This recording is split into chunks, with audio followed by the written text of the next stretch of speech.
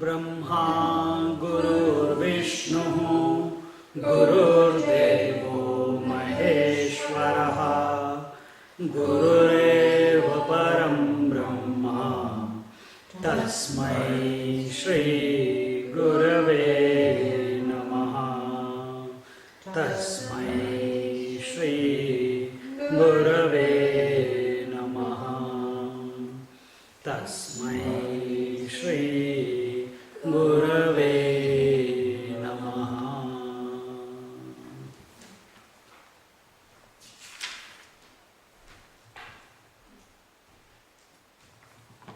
Here on the 18th verse, after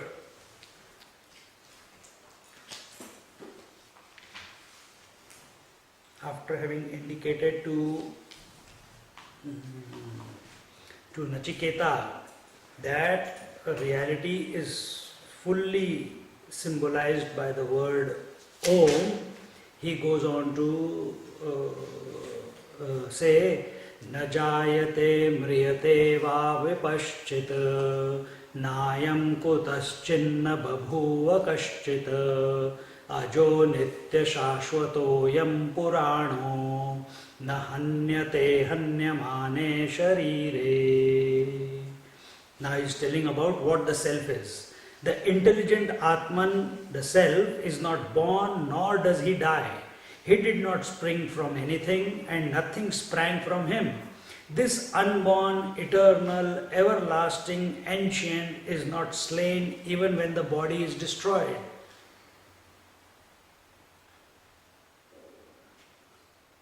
This verse comes in Gita also. That even when you cut the body gets cut, but the self does not get cut.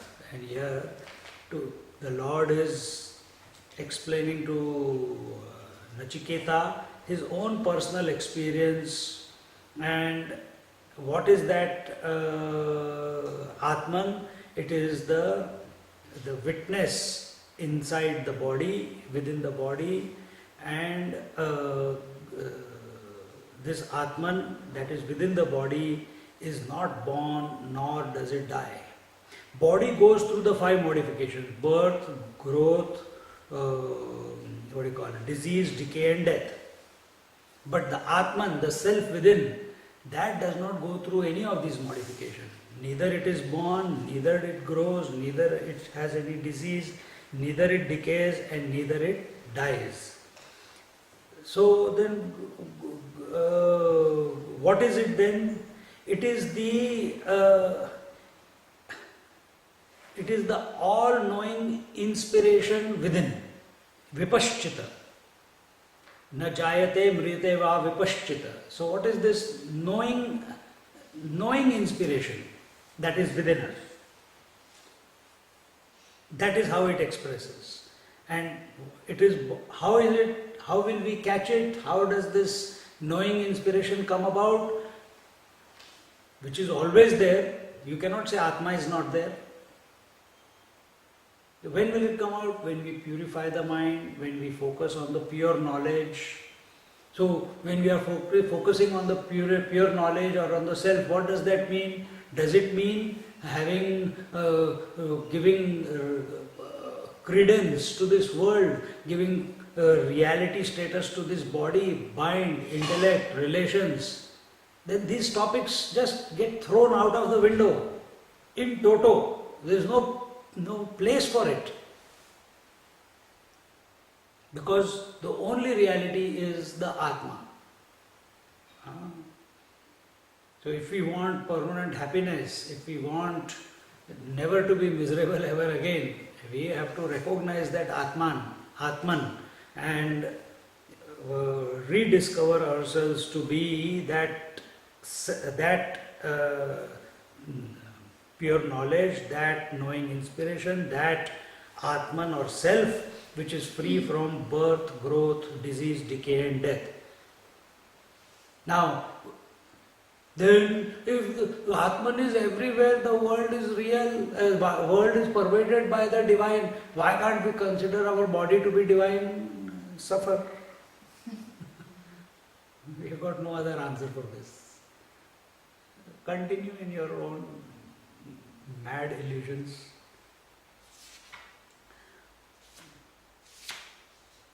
So now answering his question here, he says, this Atman which you are calling, because what was the question of Nachiketa to his to the Lord of Death? What happens to the soul after death? Isn't it? That was the question. Some people say it exists, some people say it doesn't. So here he is answering that this Atman, and now he uses that the soul is unborn, the body is born. The soul is unborn, body is born. The body goes through the modification. Soul does not go through modification. What you say that the soul has left the body, soul does not go anywhere. It never entered, it never left. And I gave you the example before. You created the pot. Did you bring the space inside the pot? Did you? No. Without space, could you have made the pot? Without space, you could not have made the pot. And when you made the pot in the space, that space which was already there was inside the pot. And you start calling it pot space, pot space, pot space, ego space, ego space, ego space. And when the pot breaks, you don't cry over the lost space. Space is never lost. It was ever complete, isn't it? The pot breaks. The space which was in there, it neither became less nor it became more, isn't it? Exactly the same way. The self within, the soul within, is that reality which does not become more or less. We are giving it a word soul. Because yesterday, I think it was yesterday you asked me what is soul. That when I said that it is consciousness identified with mind and intellect. So that definition is true when you consider soul as a conditioned entity. But is that what you are trying to search for, conditioned entity? Or are you searching for realization? Are you searching for that witnessing consciousness? You are searching for that reality which is expressing as the life spark within you, which is eternal. So this is for you to redefine that what you really think you are, which you think that you are the soul within. Understand this soul within is unborn, undying, undecaying, disease-free, death-free. And everything else other than this soul is going through those 5 modifications. Recognize this. Convince yourself with this. Why should I convince? You analyze your own life, you see. From childhood till now, soul has not changed. Life spark has remained the same. Your body has gone through the various changes, your mind has gone through various emotions, your intellect has gone through various concepts and ideas. But the life spark remains the same. It has never become less. It is not like a tube light and suddenly gone, fused. Has it become fused? No. It is continuously illuminating everything. So, the Lord of Death is saying, this soul that you are asking about, what happens to it after death, that is actually the Atman which is neither born nor dies. Recognize it in this manner. And then is not born nor does he die. He did not spring from anything and nothing sprang from him. And naturally, that which it is that which is ever complete, that which is ever full. How can something ever be born out of it? Then where is this birth, death and the changes that we see? Is it in the Atman? Is it in the self? Be very careful, attentive with this point. Is the creation in the Atman? Is the variety that you see, the change that you perceive, is it in the self?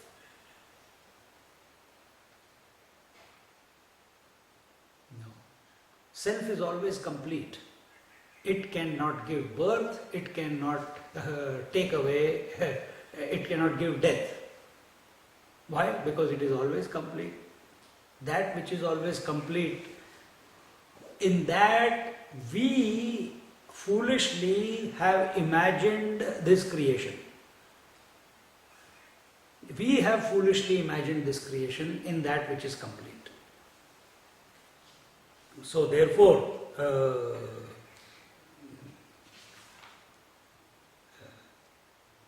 when they say that nothing sprang, he did not spring from anything, meaning he does not have a cause from which it has been produced, the Atman is produced, and nothing sprang from him.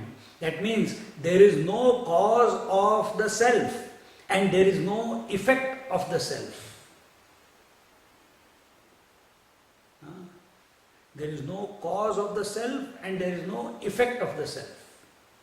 Effect of the self will mean then everything, the Atman, the cause, the self, the cause, became the many effects. What is that effect? This entire creation. No, he did not. He is ever complete. To say that space became the pot space, that the space became the room space, the space became the meditative space, the space became the mental space, the space became the conscious space, the space became the gross space. All these are words which we are putting. Space is just as it is. What are you talking about? We say, sun, thank you for giving the heat and light. He says, what? Isn't it? From his point of view, there is nothing like this. Oh, look at the beauty of the expanse of water. I think this is called Indian Ocean, and this is called the Southern Ocean, and this is called the Tasman Sea, and this is called the Brar Strait. And look at, in this area, how many big waves. Water will say, what? For it, that does not, what Indian Ocean and what Southern Sea? And water. Isn't it? So it is we idiots who are imagining all these things and giving names to that one expanse of water. Because, why? Because our attention is on the conditioning. Our attention is on the landmass. And therefore we say the waters below the Australia is the Southern Ocean. The waters below the Indian subcontinent is the Indian Ocean. The ocean waters below the Bengal is Bengal, which used to be Bangladesh and West Bengal combined together. So those waters are called Bay of Bengal. That those waters which take you to the Port Phillip, it is called Port Phillip Bay. And this way, this habit of man to keep giving names, because we have given names, water has not become many. Water is still the same everywhere. So understand that this Atman is not born from anything, it did not come out of nowhere. No, it is the substratum. There is nothing beyond it. It is the foundation. Water is the foundation. Out of water, on water, we imagine the oceans and the waves and the froth and etc. From water's point of view, there is nothing like that. So same way here, that nothing springs from him. This unborn, eternal, everlasting, ancient is not slain even when the body is slain. So Nachiketa recognized that that this self, because it is never born, it never dies, and the body is born, if relatively speaking, this body is born because of the because the Atma, can't say because of the Atman. The body is born in Atman, body is maintained in Atman, body dies in Atman, and yet Atman or the self is beyond the birth and death of the body. Wave is born in the waters, wave is maintained in the waters, wave dies in the water, and nothing is gained or nothing is lost when it is born, and nothing is gained and nothing is lost when it dies also. Correct? Why? The waters are always complete. Normally, if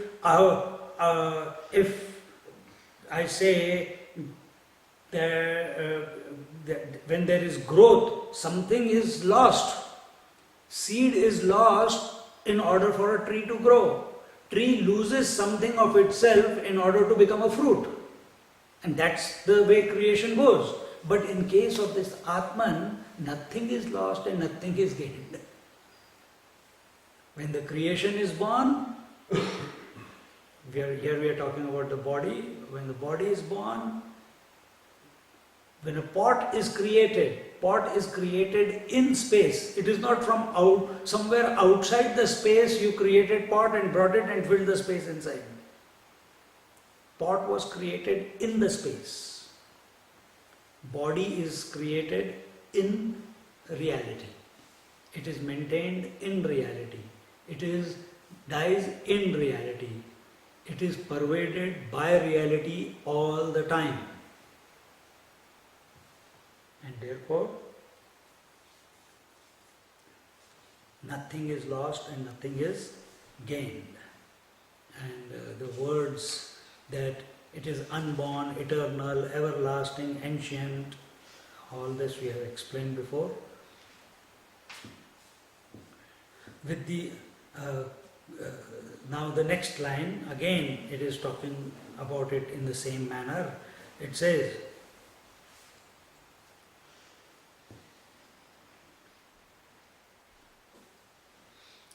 Hanta chenmanyate hantum, hetaschenmanyate hatam, ubhau tau na vijanito, nayam hanti na hanyate.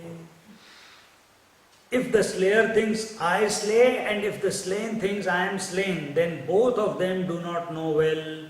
This slays not, nor this is slain.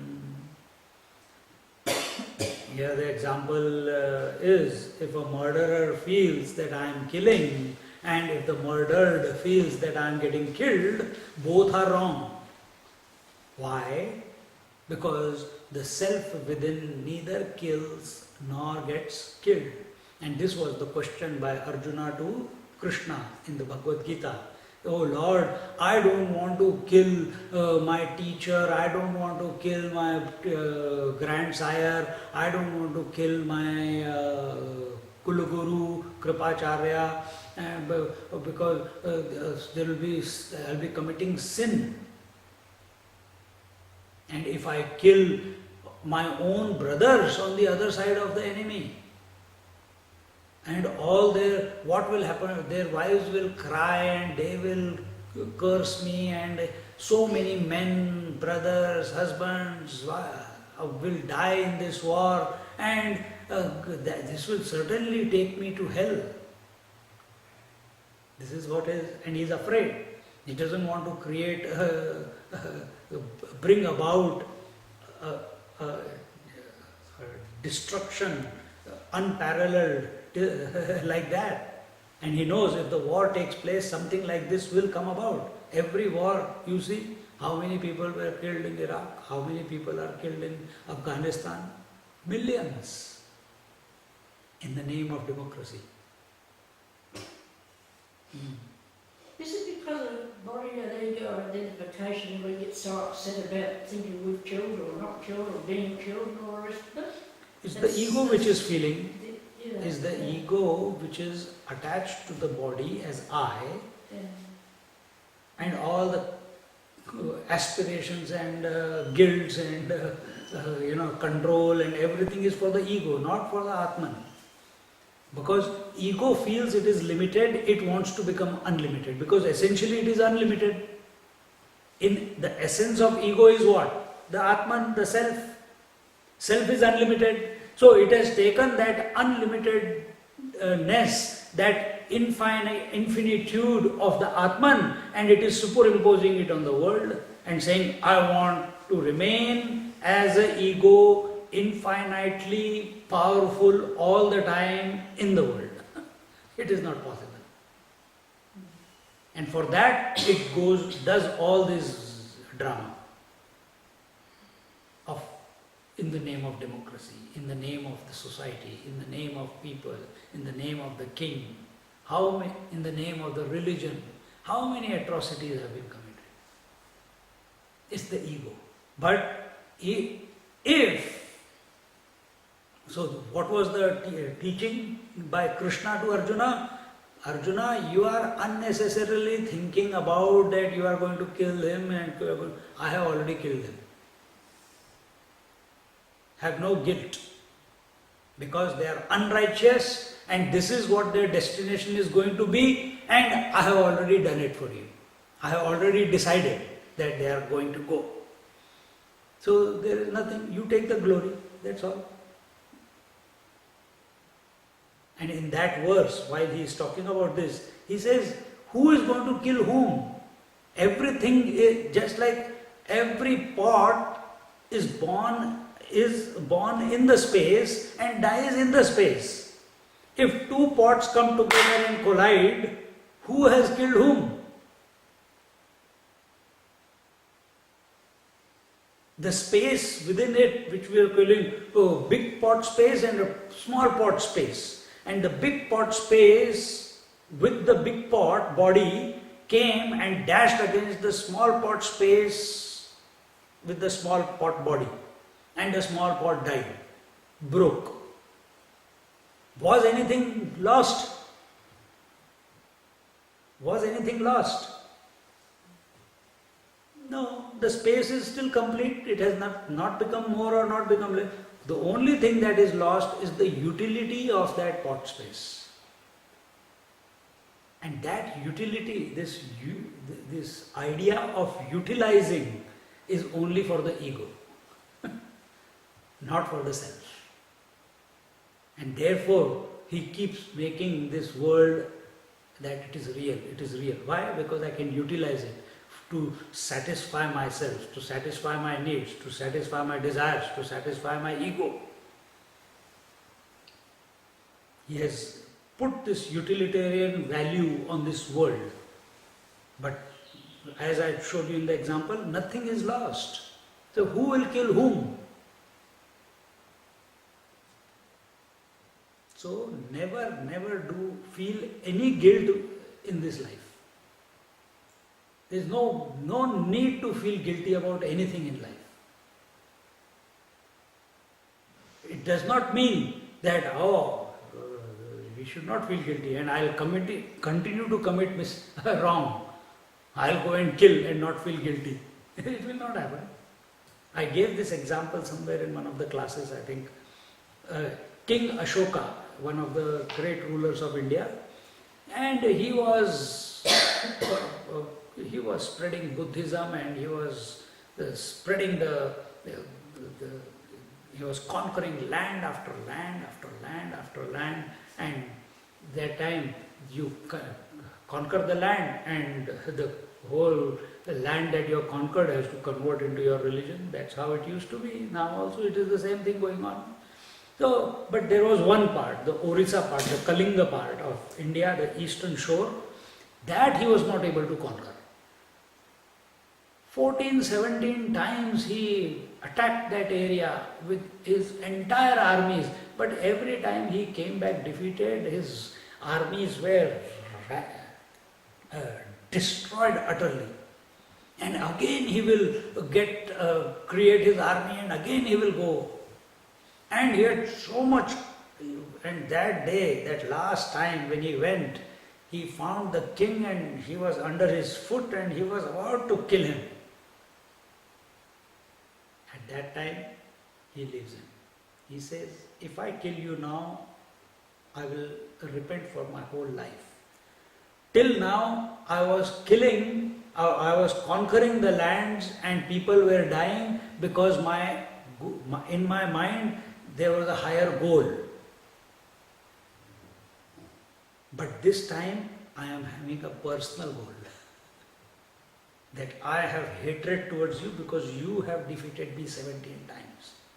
And with this hatred for you, if I kill you, you will die, but I will have sleepless nights till I die. Then I have killed you out of a motive, out of a personal vengeance. He leaves it. So you call it karma. So, when we do something in life, as an ego, there will be some impressions left. It's inevitable. But if you do whatever has to, as a human being we are saying, because we find ourselves, we are the human being. We don't find ourselves to be the reality right now. That is what we are seeking. So to get to it, you move around, keep your attention on the goal or the destination. Don't collect, then there will be no guilt, there will be no anxieties, there will be no commissions, there will be no omissions. Everything one will be free. And in this way,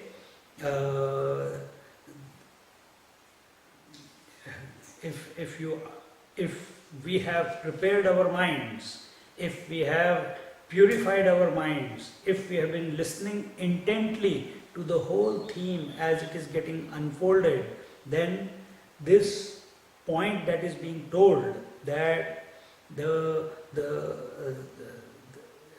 that if the one who is killed says, what do you call?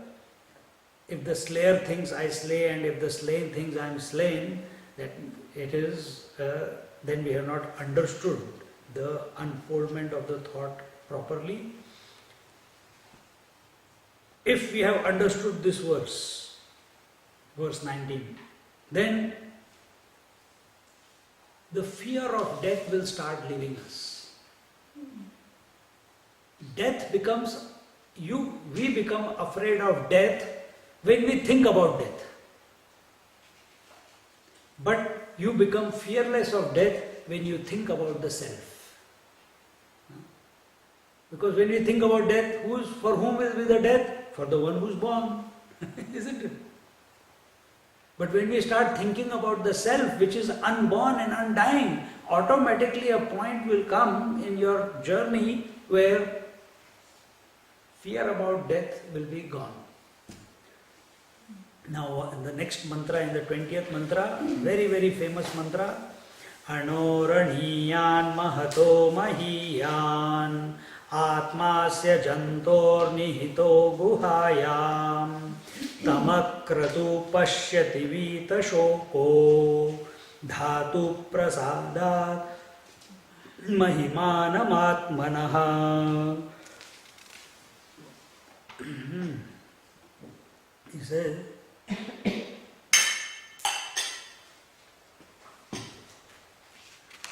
Anoraniyan mahato mahiyan, that the Atma is subtler than the subtlest and greater than the greatest, is seated in the cavity of the heart of each living being. He who is free from willing and wishing, with his mind and senses composed, beholds the majesty of the self and becomes free from sorrow.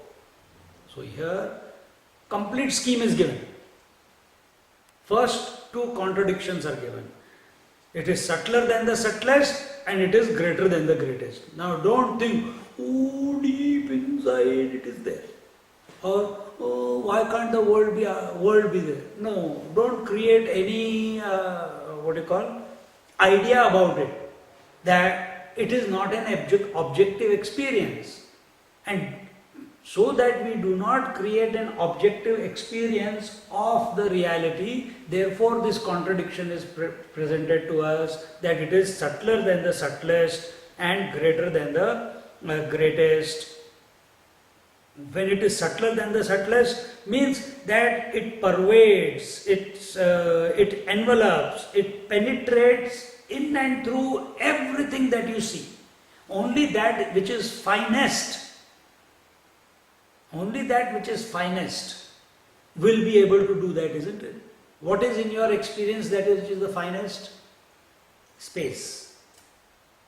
Space is pervading everything in this creation. There is no place where space is not. The whole creation is existing in space. And that space is pervaded by the Atman, the reality. Even the little atoms, even the little atoms and neutrons and things. Everything, when you say atoms and neutrons are having a weight. Having a Weight, Yes. mass. mass, weight. Space doesn't have any mass. So everything is pervaded by space and space. So without space we cannot have creation, isn't it? Without the self we cannot have space. And now again, don't understand that space, let it be the outer space, let it be the mental space, or let it be the conscious space. 3 spaces. That comes in another text, another way of approaching the reality. But all these, and this is our experience, we see an outer space, we have a mental space where all the thoughts come, and there is a conscious space where we feel calm, peaceful, in solitude, complete. So this space is, we are able to know only because there is a intelligent principle, and that intelligent principle is Atman. It is subtler than the subtlest. So subtlest in our experience is space. It is even subtler than that. Therefore, it is pervading. That it is greater than the greatest. Meaning, as far as you can see,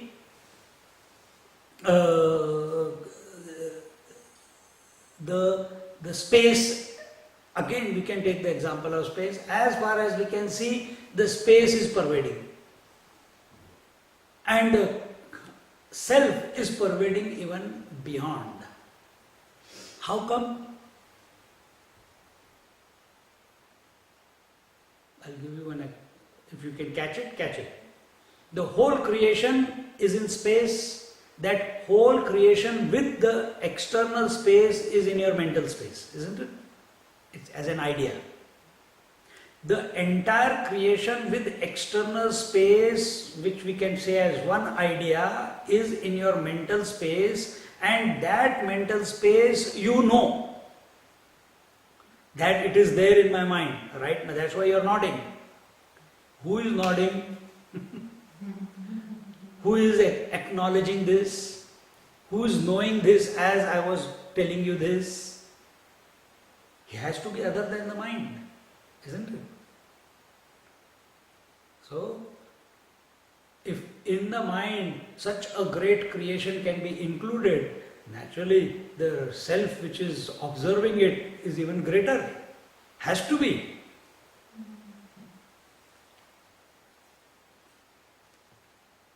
So, it is not that this, it can penetrate into the finest of the finest aspects of this creation, and it can expand and pervade not only this creation that you see, but many creations that are simultaneously existing. Therefore, greater than the greatest. Now you start thinking, is smaller than the smallest, greater than the greatest. How can I think about smaller? You can't create a concept. Your mind is pulled on both sides, subtle and gross. He is seated in the cavity of the heart of each living being. So where can you catch it? it is within your bosom, it is within your heart. And where in the heart? Where is your heart? It's not the physical heart.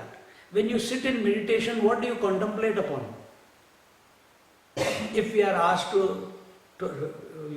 asked you that please sit in meditation and meditation on the self, where does your attention go?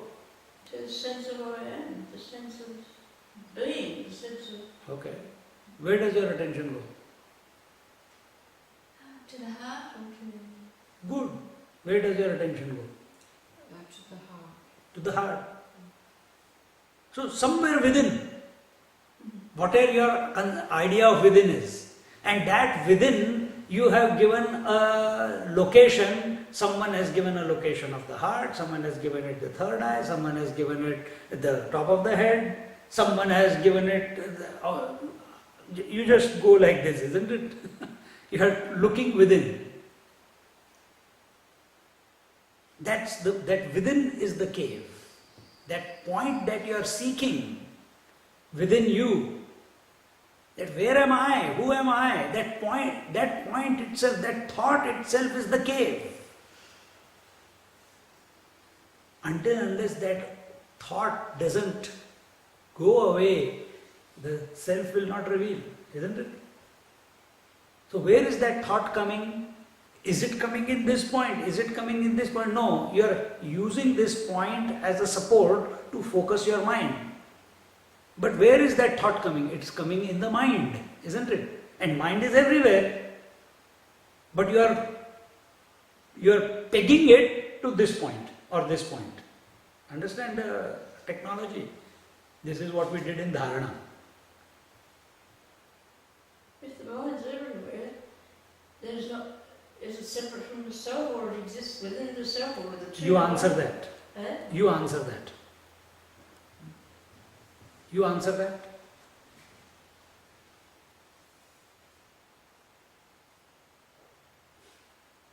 I don't know.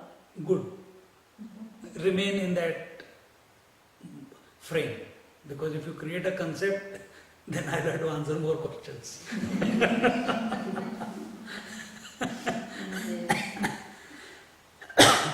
So mind is everywhere. It is not that the creation is pervading the mind. The mind is pervading the creation. See, this we have to, just a few minutes ago when I was saying the whole creation is in the space, and that space along with the creation is in your mind. Is the mind not pervading the whole creation? Is it not everywhere? And your concept of creation is it is infinite. So the mind is pervading everywhere. In the waking world, it is pervading everything. In the dream world also it is pervading everything. But relatively, there is something else which pervades even the mind. We don't know yet, but we suspect there is something. And that something is the life spark, the divine spark, the witnessing consciousness. So, he who is free from, in the cavity of the heart. So, what I was trying to say is, when we sit in meditation, we think about some place. When we are told to meditate, we are focused on some place and we are concentrating on who am I? I am the self. I am the self. I am the supreme. I am the infinite. But I am the one who is saying this. Then who am I? And slowly, as the purification happens, you come to a point. So where is this dialogue taking place? Is it taking place in this point? Is it taking place in the knee point? Is it taking place in the forehead? If I cut the brain, it's taking place in the brain. I cut the brain, I can't find any mind there. Then where is it taking place? That point, that search is wherever it is, that is the cave of the heart. Ramana Maharishi used to say that cave of the heart is just 1 inch on the right hand side of the sternum. Some yogis say it is in the sternum. Some yogis say that where the mind and intellect meet, that is the cave of the heart. Some yogis say it is on the top of the head. Each one is having his own experience. Huh? But we have to find what works for us. And what is the heart? Another way of explaining it. The subjective, the bondages which are hiding this reality that I am. What are they? Ignorance, desires and actions. So these three are as if have created a cage, and in that cage is the reality. And we know we are ignorant. We know we are ignorant, and because of that ignorance we have the desires as an individual, and those desires are propelling us to act in life. If we can remove this ignorance, desires and activity,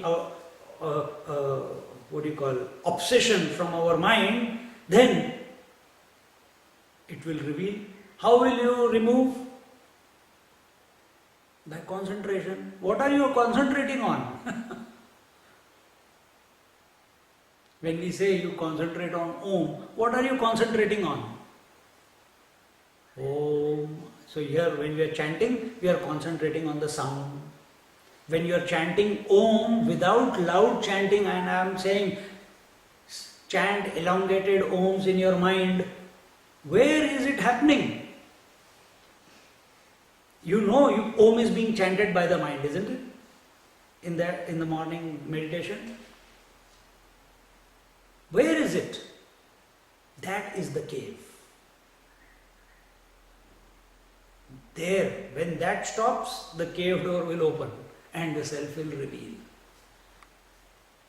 Then, he who is free from willing and wishing. So now the qualification. First he defined what the reality is, what this Atman is, what this self is, where he can be located, where can he be, where you should put your attention, and then now the requirements for a seeker in order to know it. Only for him, he who is free from willing and wishing. Willing means I have a choice. Willing means I have to do something and I have to force the Kundalini. I have to force the thinking. No, this forcing creates a reaction. It is not by way of willing or wishing. I hope it happens to me. When will it happen to me? I am available, but the realization is not taking place. Swamiji, what is happening? That hope is also not. All you have is preparation, preparation, preparation. And do that preparation while thinking about the infinite reality.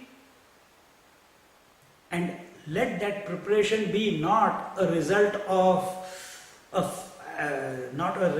reaction, fear, agitation. No, it must be a natural. You don't have to force anything to forcibly give up anything in life. Nothing.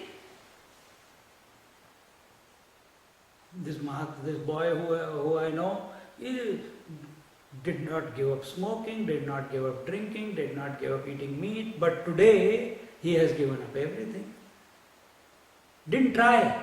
All he is doing is focusing his attention on the truth, inquiring into the truth, thinking about the truth, reading about the truth, talking about the truth, and working also, earning money also.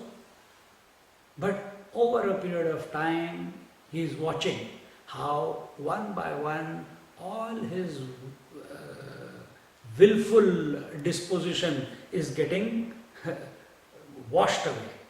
How all his hopes, the anxieties, I should say, not hopes, anxieties, how those anxieties are getting washed away. Day before yesterday, he says, Swamiji, I was sleeping and I felt like I am getting sucked in. So, what can I say? I just listen. But I think I should have allowed myself to suck in.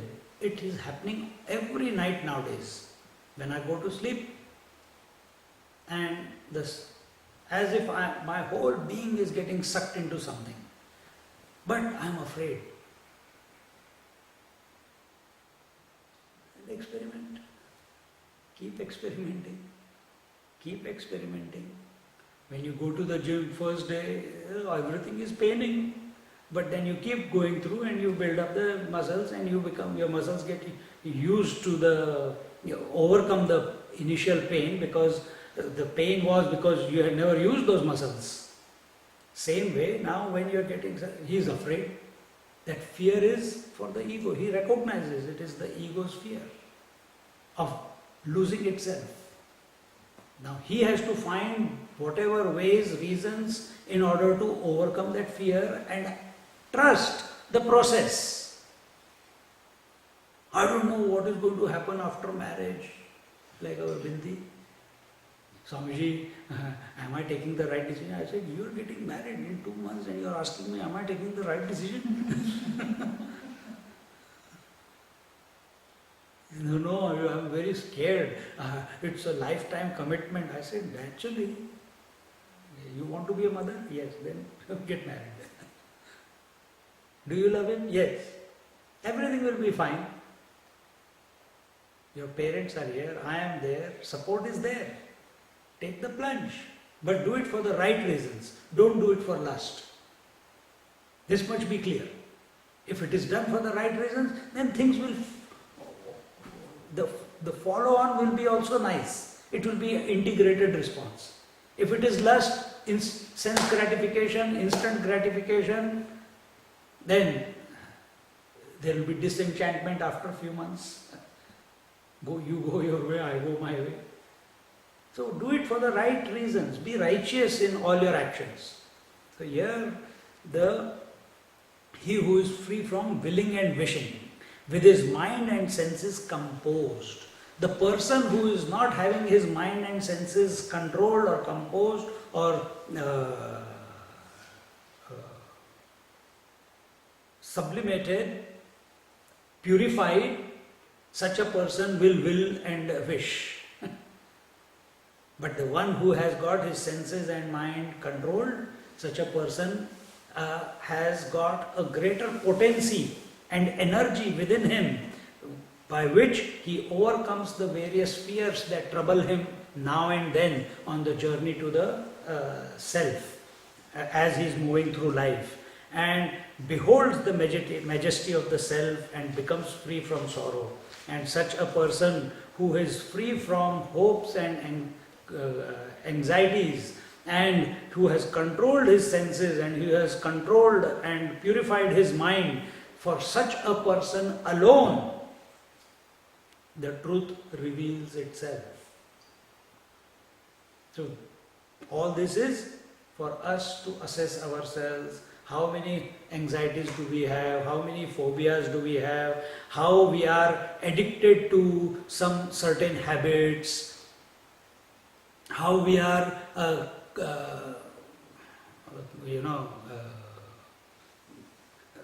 justify so many of our actions. How much have we controlled our mind and senses? Are we a slave of theirs, or they are under our control? When we decide to exercise that control, do they listen to us? Or they take us for a long ride? So this is for us to assess. And how do you assess? Life is not about just reading and coming to know. No. This is a daily slog. Every day you have to check. Have I slipped? Not because you are afraid of slipping, because you are inspired by the higher goal of knowing the self, and you are preparing. And that preparation is purification. What else is there within me that is still lurking? I am not going to pluck it and throw it, but I want it to be sublimated naturally. I want to put the attention. So if that if sometimes certain things do express, which means my mind is still not purified, which means I need to contemplate on the truth even more intensely.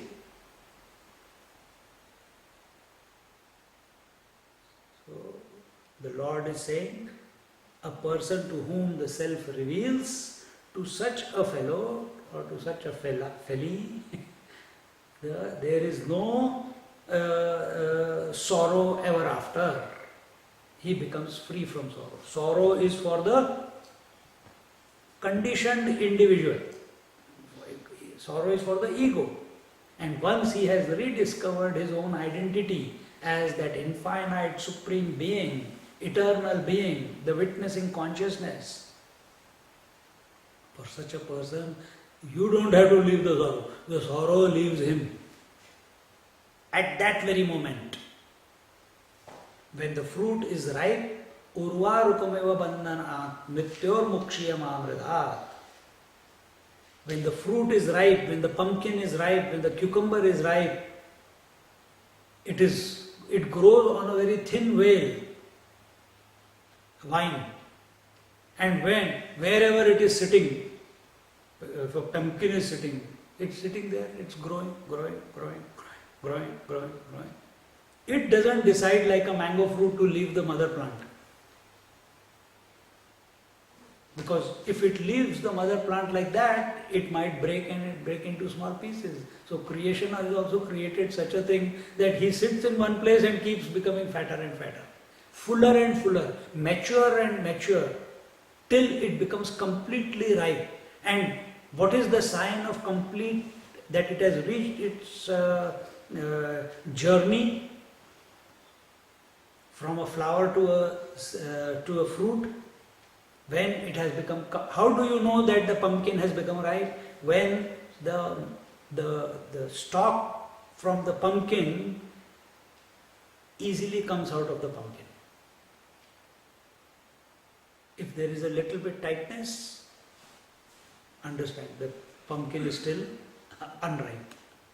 But when it is ripe, the mother plant drops. And the birth, growth, everything is only in the mother plant.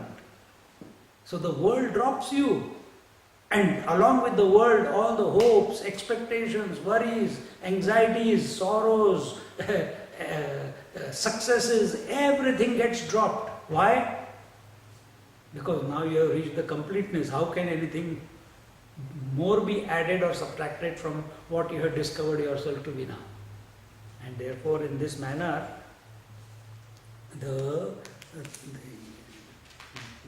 Lord is saying that he who is free from willing and wishing, here Adi Shankaracharya uses the word for the akratu. Akratu is desireless, but he says no, not just desireless for the world, but also he points out that it is a natural freedom from desires for external sense objects. Natural, which I have been stressing. It should not be a willful withdrawal from the desires. Then you have withdrawn from the desires by forcing the mind to withdraw, but the longing is still there for that desire, deep in the subconscious. Allow it slow. There is no hurry. For so many lifetimes you have been living and you have reached this point where you are listening to these higher truths. So life is taking care of you. Within this lifetime, if the intention is strong, clear, it will happen within this lifetime.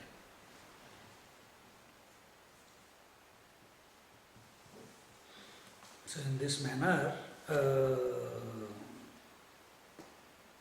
last part was that Dhatu prasadat mahimanam atmanaha.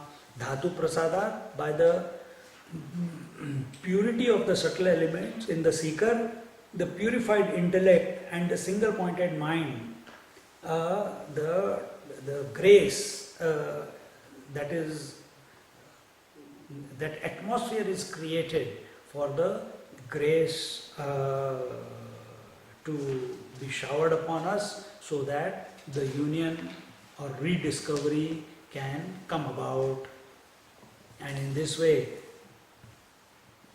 whether you take this for the realization of the self, or you take this even in your daily, this formula, that you decide to do a particular project. With that project, how does even if certain times the project is not interesting, you still work on it, and then as you work on it, you don't know where it is taking you, how it is going to work out, how it is not going to work out, where the people are going to come from, where the money is going to come from, where the ingredients are going to come. You got no idea. But as you keep putting attention, thinking about it again and again and again, and without any judgment, you keep thinking about it again and again and keep working towards it. After a certain time, a point is reached where enough energies have been put into it, and the potency of that idea starts manifesting itself. We said, as you think, so you become. The whole creation is only a thought in your mind. Why your thoughts do not become a reality? Because we keep cancelling it. But when enough energy has been supplied to one thought, how can you supply energy to one thought when you are thinking about that thought to the exclusion of everything else? A sustained, energy is being supplied. Just like what you are doing here. Continuously you are supplying energy to be in this environment for 7 days and not go to sleep. And understand and realize. That's why you are here. So single pointedness purpose, you understand. So when we in the outer world also, when we take one project, a good project, and we keep applying the energy to it, after some time the whole universe changes in order for that project to manifest itself. And help from wherever it comes. And if you use willpower, yes, you can make that project successful. But if you are finding that it is not working out, it is not meant to work out, then let it go. Let it go. It is not in your character, or it's not in your being to pursue that. Drop it. Something else will come across. But if you, no, I don't think I can go for anything, this is the last one, I am going to do it. Then put energy. Then it will happen. Now a similar thought again is given, again a contradiction. Asino duram rajati shayano yati sarvatah kastam madamadam devam madanyo jnatum arhati. Sitting he travels far, lying he goes everywhere. Who else, therefore, save myself is able to comprehend the God who rejoices and rejoices not? So the Lord of Death is saying 3 things he has told. Sitting he travels far means we are sitting here and we are talking. When I gave you the example that the whole creation is in the space, did you travel? You did not go anywhere, but your mind was able to imagine that picture, isn't it? An idea came into your mind and you went to the brink of the space as far as your imagination could take you in that one flick of a second. So sitting here, he travels far. So this self, meaning self doesn't travel anywhere. Self is where he is. It is everywhere. Does space travel anywhere? No. Self also does not travel anywhere. But that self, when expressing through the mind as thought, can travel as far as you want without the mind going anywhere. Understand? Mind is here only, but the thought has taken you far. So sitting here, asino dure vrajati, shayano yati sarvatah, and lying he goes everywhere. Everywhere means he has not, the self is here, but it is pervading everything. First they talked about the thought going to the edges of the creation. And the second, they are saying that now the same mind is pervading everything. There is no place that it is not. Who? The reality. Yes, the reality, yes. But can you catch reality like that? Can you see reality pervading everywhere? No. Then what can you see which is pervading everywhere? Your mind. How can you see? If the mind was not there, would I know the infinite space? If the mind was not there, would I know the entire,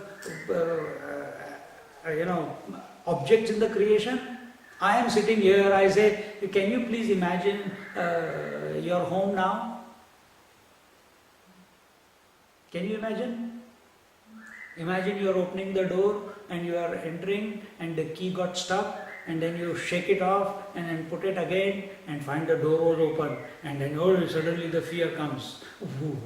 How come the door is open? And you go inside and you see your husband sitting there having a tea and watching the one-day match between Australia and India, which is going on today. Huh? And you turn left, you see the wall with all the things. You turn right, you see the wall with all the things. Have you been there? But right now you can imagine, isn't it? Sitting here, you have never been to New York. I don't know if you have been to New York. Okay, if you have been to New York, have you been to the North Pole? Have you been to know? Okay. But the moment I say North Pole, what is going on in your mind? Some image must be there. Some idea must be there. Huh? Whatever it is.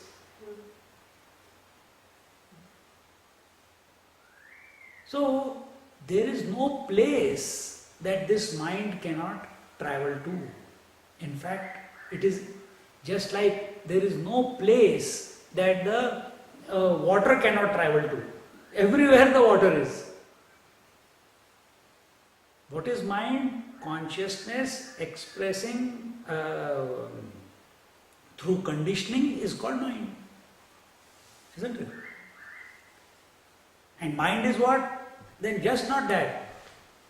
When we say it's mind, just like that, mind is nothing. The consciousness expressing through conditioning, it expresses as thought. That flow of thought is called the mind. So, that thought, what is the thought? That thought can pervade this entire creation.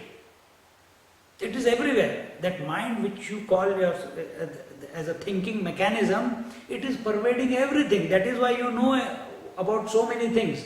Oh, I don't know about this, I don't. Make yourself capable and you will come to know. I only know about my family and my children and this and that. But you can come to know about others also. And there are enough masters, there are enough books written about it. So, asino duram vrajati, shayano yati sarvata, kastam madamadam devam, madanyo jnatum arhati.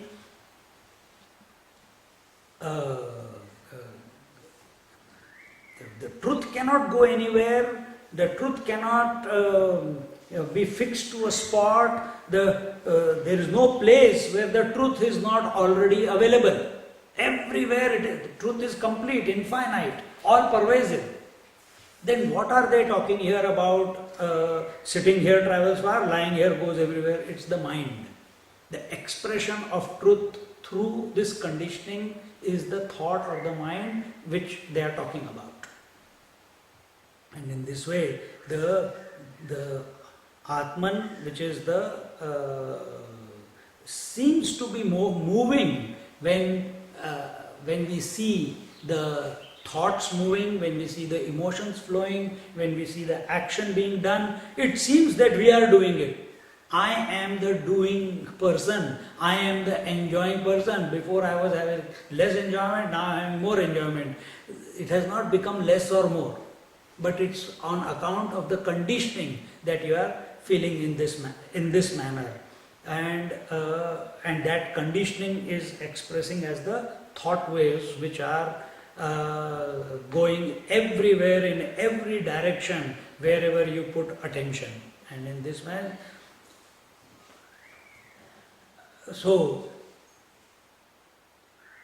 the second line of the mantra, Kastam Madamadam Devam Madanyo Jnatum Arhati, say, therefore, other than me, other than myself is able to, who else other than myself is able to comprehend the God who rejoices and rejoices not? So the Lord is telling the Nachiketa that who else other than me can appreciate this reality, because death is the greatest teacher. So now he is telling, yes, I know.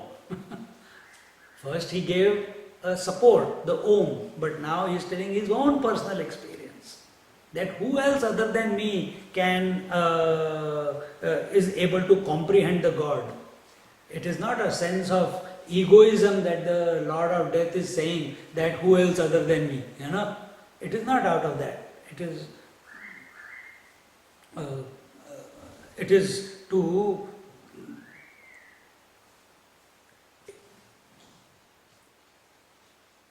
when Archimedes experienced the truth, what did he say? Eureka! Eureka! When a yogi realized himself, I am that, I am that, I am that, and he rose. Is it an egoistic expression? No. It is a declaration of a direct experience. And there is nothing wrong in that. So when Lord Death is saying that, who else other than me can declare this? Who else other than me is able to comprehend God or this reality? He is telling the truth. He knows it. And therefore,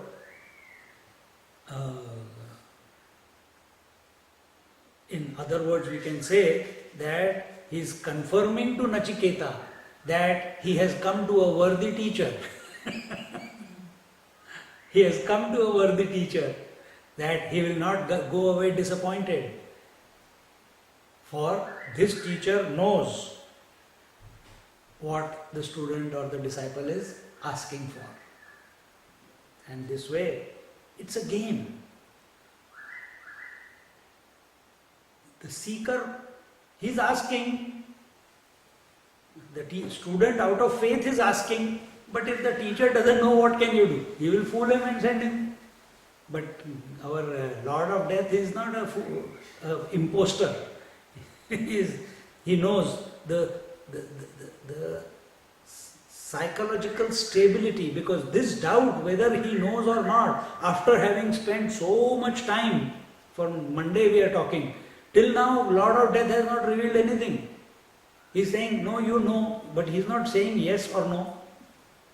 Some people like to keep the grey area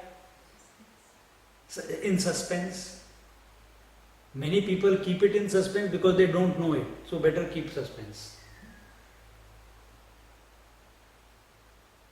But Lord has checked out, found that this student is a worthy disciple, and now having praised him and given him a support by which represents the truth, he is now telling him all this, and then concludingly he is saying that who else but me can comprehend God. That means I know, I have realized God, and it is not a egoistic rant by a person, by the Lord. So in this manner, the thing that we need to remember here is that only a person who has controlled his mind and intellect with regular discipline and self-control and regular practice, and all this is dedicated to the higher truth, to the ultimate self, for such a person the subjective experience of the self revealing itself will happen, otherwise it will not. And for such a person,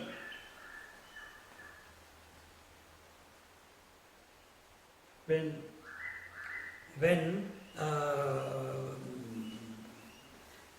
and if the mind is impure for any reason, even a little bit of impurity is there, this revelation of the Absolute will not take place.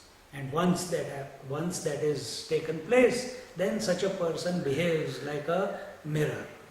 Everything, whatever you see, you feel, it gets reflected out of that person.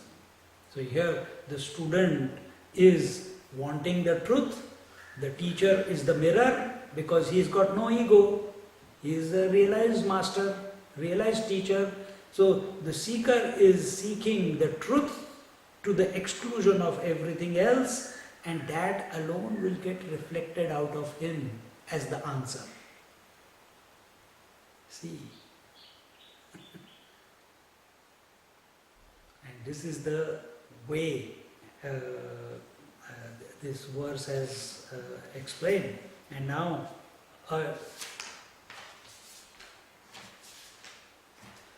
Ashariram sharireshu anavastheshu avasthitam mahantam vibhumatmanam matva dhiro na shochati.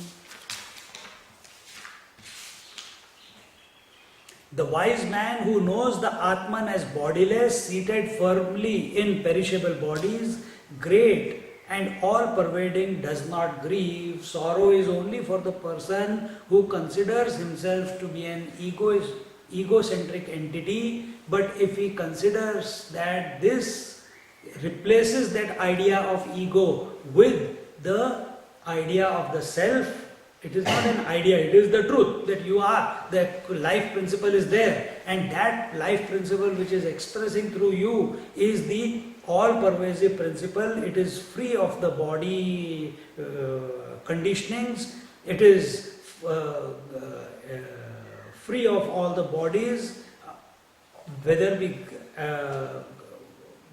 seated firmly in perishable bodies, yes, and it is expressing through this body, great and all-pervading, that its nature is greater than the greatest and its nature is all-pervasive. Such a person, when you start recognizing yourself that I am the greatest, not that you go around declaring it, but in your own meditations, instead of thinking all the time like a seeker, I am a seeker, when will I reach you? I don't know how many years I have spent, oh Lord, why don't you reveal yourself to me? No, you take the other position. Our teacher taught us when we were studying Bhagavad Gita, do not wear the shoes of Arjuna. You will be miserable for the rest of your life. Yes, the teachings was given to Arjuna, but he did not understand. For a moment he understood, afterwards he forgot again. Then what is the best way to remember that knowledge? Take the position of Krishna. And from his point of view, understand, read the Gita and understand the Gita. From what space is he coming in order to make those statements?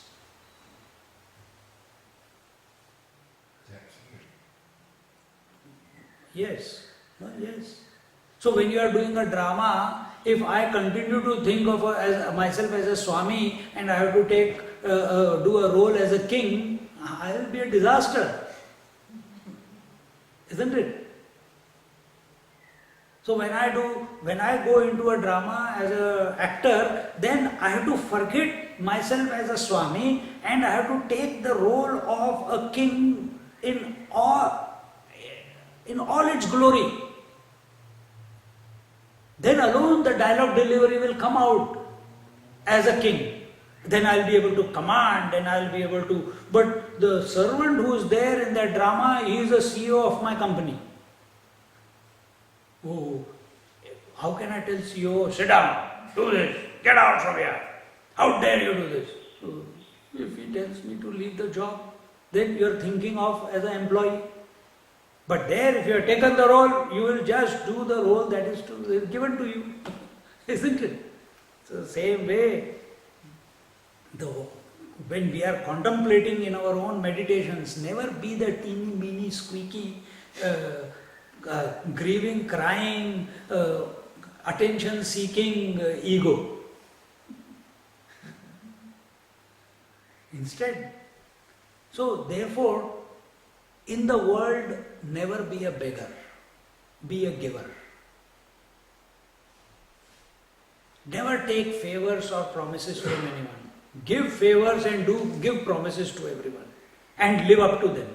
That's how you will grow. Take on the position of the master of this world, and from that point you start functioning in this world. From that point, thinking of yourself as the master of this world, let the words come out, let the actions happen, let the thoughts and emotions be generated. Then see the difference in your performance. Then something is possible. But every time on the meditation, again I have to sit for 1 hour. How many years I have been sitting? When will it happen? For such a person it will never happen. Why? A feeling of pity is there upon here. The ego is feeling pitiable. The ego is feeling, poor me, when this idea has to get out of your mind. It should be a happy, yes, here I am with myself, ready to discover that I am the master of this world. Yahoo! And begin. That happy disposition is very, very important. And for a person who is happy, that is our experience. Whenever we are happy, there is no pain or grief for us, isn't it? And sometimes even if the pain is there, still, and if we are happy, we forget that pain. It is not able to enter a mind which is more pervasive with laughter and joy.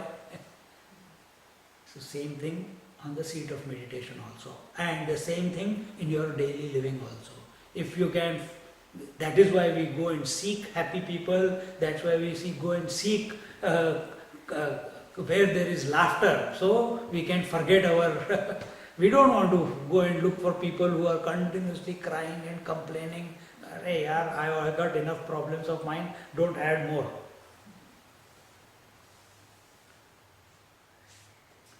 So all that man has to do in order to realize his essential nature is to renounce his egocentric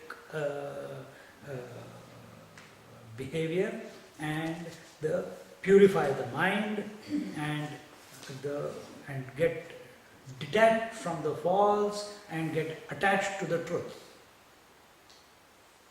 This is another sadhana, attach to detach and detach to attach. So you detach from the lower and attach to the higher.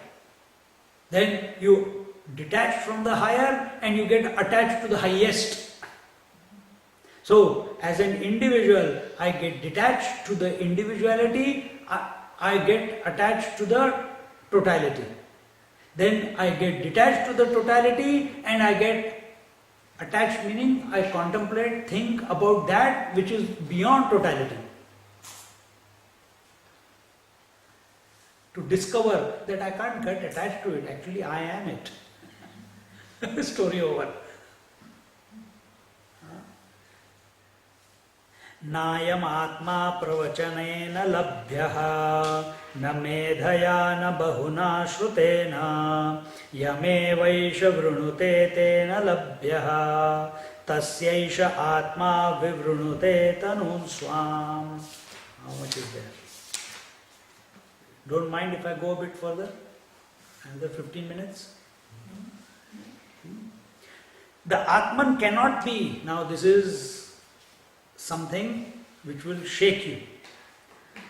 This Atman cannot be attained by the study of scriptures, nor by intelligence, nor by attending satsangs and hearing the words of the teacher. It is gained by him or her who chooses this self alone as the goal of life. To him this Atman reveals its true nature. So does that mean that we do not go to satsang? Does that mean that we should not hear about it? Does that mean that we should not study about it? No, do all this. But understand that study of scriptures, reading books will not deliver the self to you. Listening to the scriptures will not deliver self to you. What was the other one? Thinking about it, the self logically, intellectually will not deliver the self to you. Self is a revelation. It is not a logical process.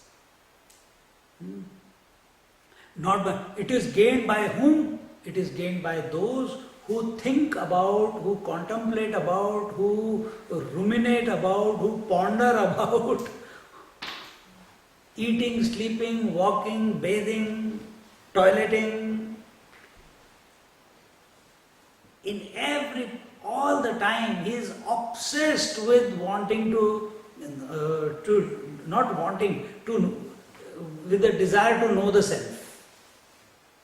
He is thinking about, oh, self could be like this. So if self is like this, why am I behaving like this? I'm changed. The theme, like a mother, when the child is born, she is continuously thinking. She has never practiced being a mother before.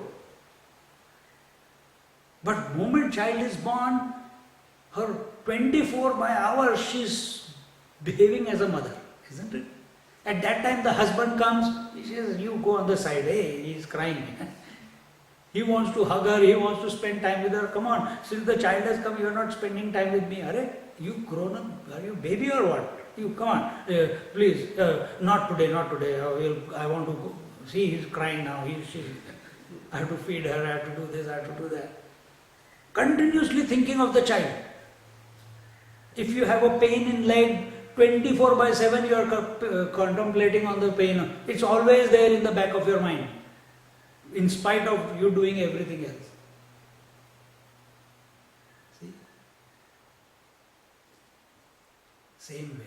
You know how to think about something for a long period of time. If you can think about the reality like you think about the pain, the reality will reveal itself. Because you are thinking about the pain is revealing. So, to him alone who chooses Atman, the self, and nothing else in this, nothing else. To him alone the self reveals. There are many people who can read the scriptures, they can by heart the scriptures, they can reproduce the scriptures, they can quote the scriptures from left, right, center, but do they know the truth? No. So there are enough people like this, and memorizing the scriptures is not a prerequisite to knowing the self. Also, going to a satsang is not a prerequisite to knowing the self. But it is important, if you have to fill up the time till you come to a point where you don't need the satsang to remind yourself. Why? The satsang is going on within all the time. Then drop the satsang. But many people are there. But here the type of satsang we are talking about is, there are people who travel a lot of distance and they are looking forward, Swamiji is coming, and they come to the class and they sit in the class and nicely go to sleep. And then they have a feeling, I go every Wednesday to satsang, bhaiya. They go to the satsang. They put so much efforts to come to the satsang. They don't eat dinner. Why? Today I have to go to satsang. And they come to and when the topic of the self is going on, and their mind is still thinking about, "Arey yaar, today I did not cook. What will happen when my son comes from work, from school? What will happen? What would my husband be doing right now?" And suddenly, oh, wait a minute, mental imaginations I'm going, let me concentrate. And then after some time, again some word that you are hearing triggers off and the mind again goes away into some future or past destination. And this is a joke. So when you are in satsang, you have to be alert and be in the moment all the time. That's why you are in a satsang.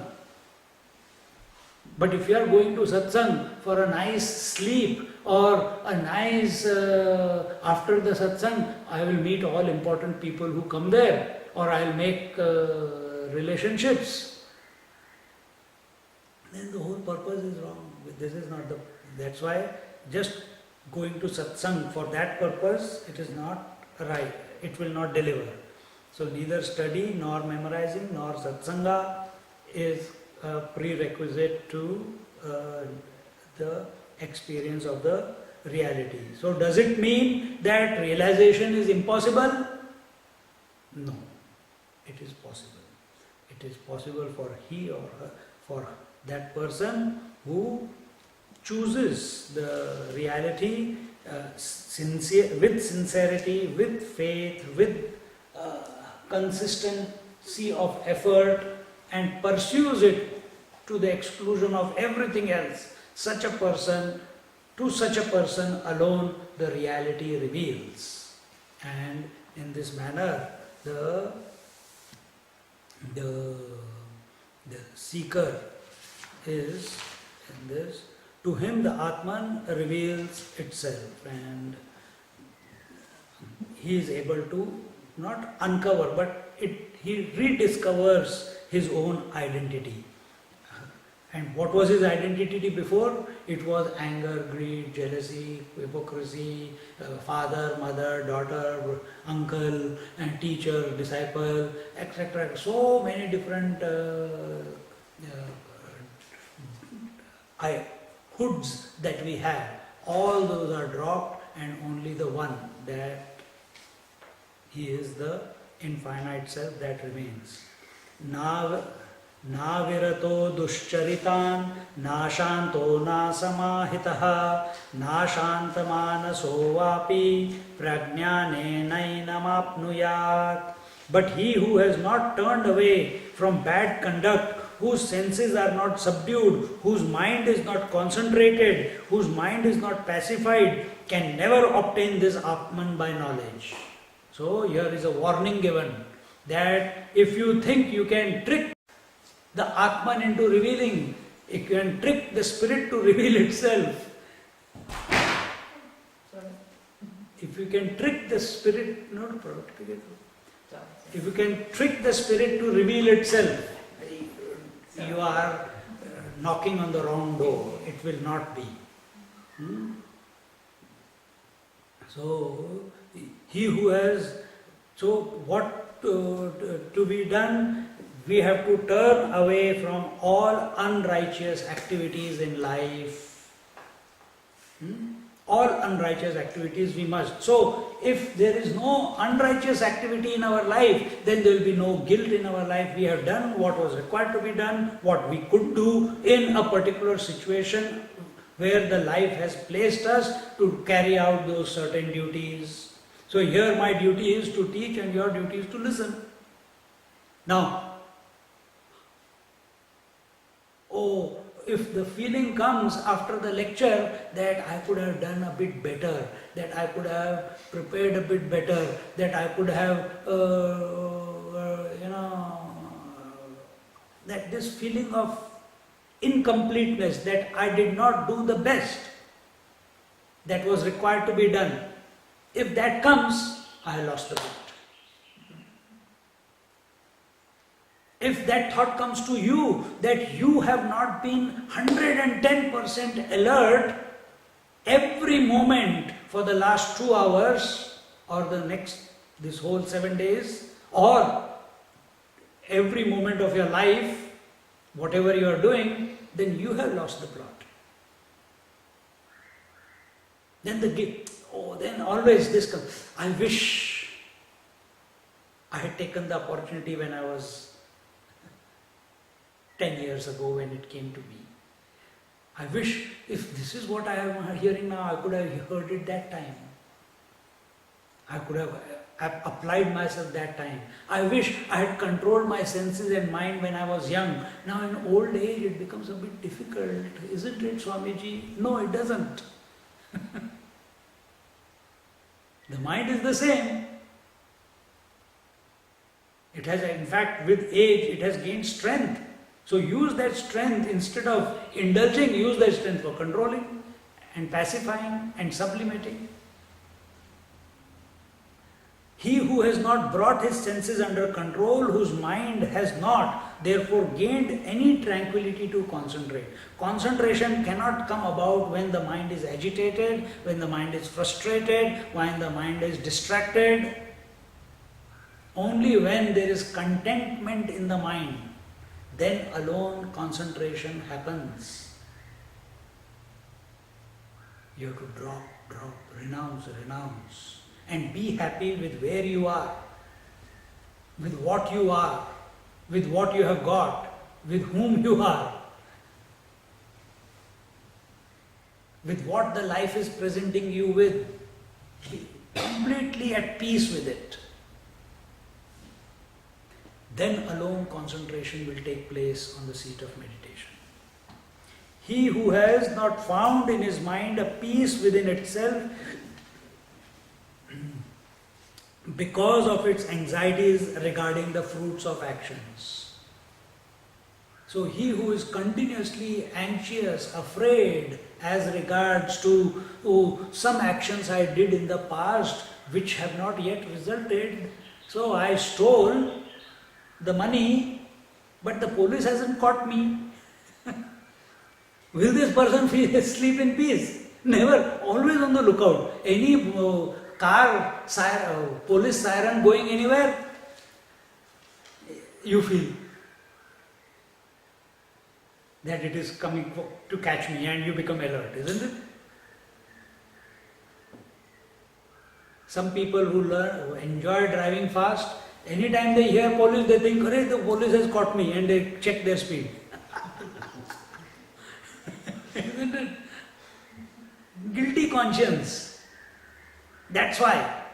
So here, until unless this anxiety, when you are doing what is required to be done, 60 zone driving, 60 zone, maximum 1 minute extra to reach the destination, less agitation. But if we get used to that anxious living, that agitated living, then that becomes the norm, and we don't understand why I am not able to concentrate. Many people cannot come and live in this atmosphere. They feel out of place. Here you are sitting, but others, you see, they will come here, they will start and wanting to do this, wanting to do that, cleaning the ashram. Alright, the toilets are dirty, let's clean the toilets. Let's do this. Is there anything else to be done? Sit quietly. No, Swamiji, tell us something. I can't sit quietly. Mind is not calm. So the seekers, here it is told that the seekers must turn away from all activities that are immoral and ethical. And therefore the first step in the Ashtanga Yoga, do not disturb the world and do not be disturbed by the world. That is the ethical and moral living.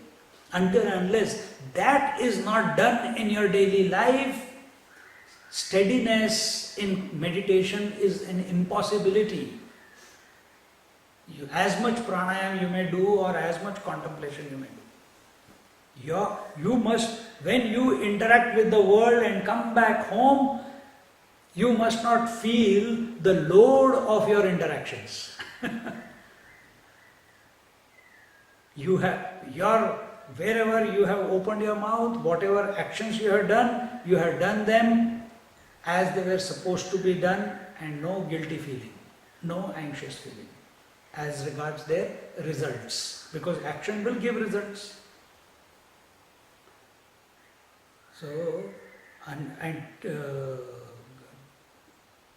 so a person may do a lot of meditation, lot of satsang, lot of japa, lot of chanting of the Lord's name, lot of rituals in the temples, lot of charity, lot of building of hospitals and orphanages, roads, etc., etc., etc. But if his character itself is unethical, if he cannot sit in meditation. So beware. And that's what you are telling, that he who has not turned away from bad conduct, whose senses are not subdued, whose mind is not concentrated, whose mind is not pacified, can never obtain this Atman by knowledge. So here, what are the requirements of a fit student? They were enumerated. And unless and until that sincerity in the pursuit of the truth is not there, and then sincerity in doing whatever is required to be done in order to be prepared for the truth to be revealed, that is not there, till then it will not happen. So recognize. So here, yes, the last verse here, I think, last verse in this section, Yasya Brahma cha Kshatram cha Ubhe Bhavata Odanaha Mrityur Yasyopasechanam Kaha Ittha Veda Yatra Saha Iti Kathakopanishadi Pradhamadhyaye Dvitiyavalli. To whom the Brahmana and the Kshatriya classes are as it were but cooked rice, and death itself is a condiment, curry or a pickle, how can one thus know where that Atman is? So who is this Atman? For Atman, the truth, the reality is pervading the entire world, isn't it? So, entire world means what? The waking dream and the deep sleep, microcosmic and the macrocosmically, the individual world and the total world. So, in this world continuously, and Brahmanas, the educated class, and Kshatriyas, the dynamic class, the rulers, the kings, all these people are food for Atman. In its presence, all of them come and go. That is the meaning. And the Lord Death is saying, and I, the Lord of Death, to this Atman is only a pickle, a relish on the side, with the food that Atman is eating. So if I am only a relish, means I am insignificant. How can the Atman be known then? So in this manner, the death is but a pickle that adds extra taste to its appetite. And with this idea, the second Valli concludes, and now in the third section of the first chapter, the parable of the chariot teaching the Adhyatma Yoga, yoking of the individual soul with the Supreme Soul. This idea will be presented, which we will see in the next class. Om Purnamada Purnamidam Purnat Purnamudachyate Purnasya Purnamadaya Purnameva Vashishyate. Om Shanti Shanti Shanti Hari Om.